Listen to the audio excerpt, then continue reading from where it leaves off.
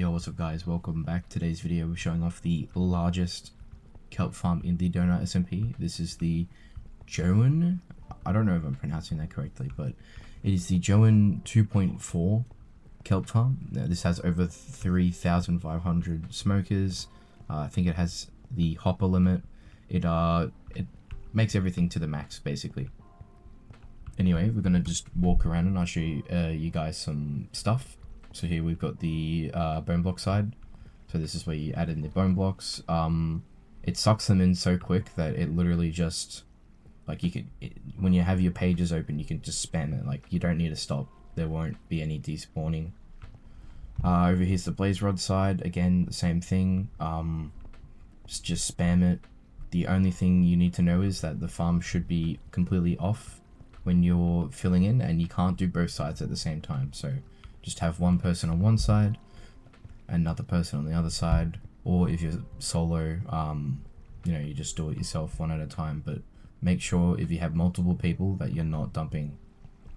Another thing is, if we come over here, this is the chest storage and the shulker shell storage. This utilizes a auto crafter. It'll make a bunch of shulker boxes, and then that they'll be used around the farm. The inside here is you can just make custom. This is just the control room.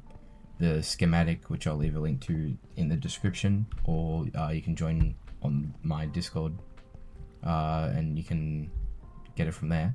But this is just a custom thing. It uses pear wood, but you can make it yourself anyway. Coming over here, this is where we have the dried kelp storage. I've had the farm going for a little bit, so I've got 2 double chests full. It makes this in about an hour and a half, I think. But it is quite a it is quite a big farm. Coming outside, important area. This is our shulker loader for the kelp. Only one is needed. It does fill up pretty quickly. The farm's off, so this is all just residual essentially. You'll see this pop out if we wait here a bit longer, but I probably won't. Coming over here on the top of the roof, these are the mine carts that I don't know if these collect the kelp. Actually, yeah, I believe these collect the kelp. I'm not entirely sure, or these might be the blaze rod delivering things. I don't know actually. But anyway, another thing about this farm is that when you first build it, for like 12 hours you can't use it, and that's because it's going to be filling up all these hoppers and all these smokers with blaze rods. Actually, if we go back inside, I can show you the... Here we go. So this is the farm is ready to be used detector. I think this is an add-on. I don't actually think it came with this, but my builder, who's on the Discord that I'll leave in the description, it's actually their Discord, but I'm just a part of it. They built a little detector thing. So this is for when this lights up, the farm's ready. Like, the blaze rods have reached everywhere. Bone block almost full indicator. So once this is full, this will come on, and then the blaze rod almost full. So I don't have a lot of bone blocks in there. 300,000-400,000 at a time. It takes up to like 4 million or something. So the farm, hang on, I'll leave the statistics on the screen, so if you guys wait a second, it'll pop up. The farm, I think it's like $4 billion a day it costs to run, and then you get $1 billion profit out of that. So it is really good profit ratios, and that really does depend on the bone block prices, because if we look now, order bone, 4.95, that's not bad. Yesterday, it seems like, for me anyway, it's like 7 o'clock in the morning in Australia, but it seems like bone prices fluctuate towards the evening for me. So I don't know if there's people on at certain times that manipulate the market, making bone prices go up like $30. But for me personally, I will never pay more than like 505 if I'm really desperate for bones. 500 is what You should be paying max, but 505 if I'm really desperate. So there is decent profit margins on the farm. Obviously, I wouldn't build this unless you have at least like 2 billion, because if you don't build it yourself, it costs about 2 billion to get built. But if you build it yourself, you're gonna want at least 2 billion to be able to invest into the farm and build up your money that way.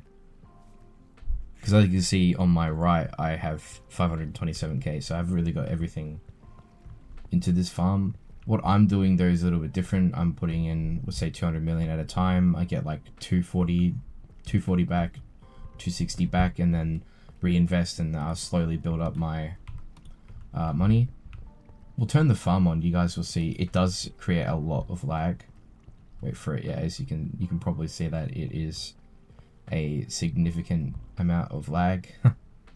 But that just means it's a good farm. If you're not lagging, then your farm's not good. I don't know what to tell you. In terms of these, as a cost, I wouldn't really count them. Shulker shells and chests, you can just do /order and get them pretty cheap. I've never had to change these, like, ever. I've had at least, I don't know, I've had at least 1.9 million bones go through this farm. Bone blocks, sorry, through this farm. So, yeah, I would say you probably won't have to touch these for a while. But don't let these get empty, otherwise your farm will break. Also, I've been told. But don't let these get empty ever. So just try and keep them 2 double chests full. But yeah, that's the biggest kelp farm money can buy. And you can physically build due to entity limit. You can probably build more compact versions. Like, I know Mouseshoe has compact versions of entity limit farms. However, I've never bought a Mouseshoe farm that works. So be mindful about that. Anyway, I think that'll be all for today's video. Just wanted to show around my latest farm, what I've been up to so far, saving up the money to get this and waiting for it to be built. But yeah, that'll be all for today's video. I'll see you guys in the next one, and I hope you guys have a lovely day.